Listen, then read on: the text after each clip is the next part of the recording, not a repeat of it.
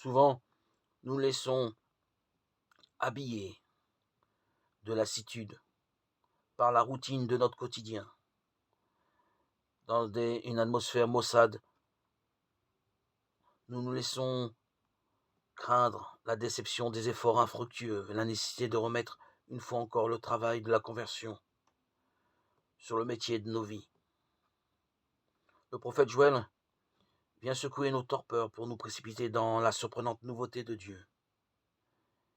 Il pourrait revenir, il pourrait renoncer au châtiment et laisser derrière lui sa bénédiction. Ne nous laissons pas inquiéter, laissez cette inquiétude habiter notre cœur. Qui sait ce que Dieu opérera pour nous si nous décidons de faire encore des efforts, si nous n'en voyons pas encore les fruits. Qui sait la profondeur de son amour et la hauteur de sa bénédiction. Oui, notre Dieu est surprenant parce qu'il est celui qui fait toutes choses nouvelles, qui ne se résout pas à nous voir errer inexorablement dans le découragement, la lassitude. Loin de lui, il est celui qui transforme le drame de notre vie en célébration, en joie profonde.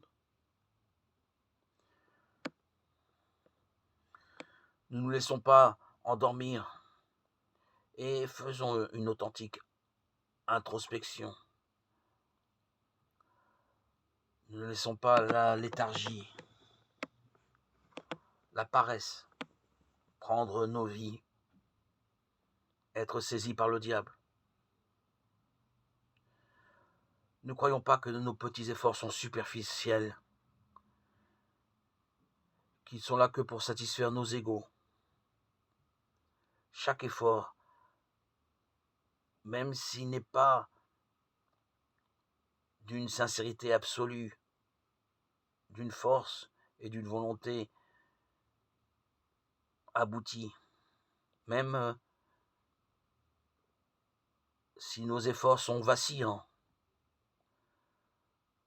notre chemin doit continuer avec Dieu, car c'est lui qui nous mènera sur les sentiers jusqu'alors inconnus, loin de toute routine, habitude et mélancolie.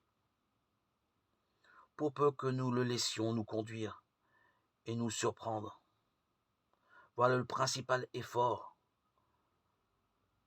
Renoncer à croire que par notre volonté seule et propre, nous pouvons accéder à la sainteté.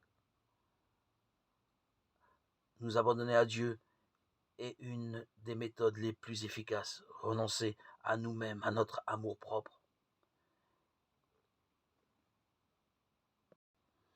Pour revenir vers toi, mon Seigneur, dans la confiance.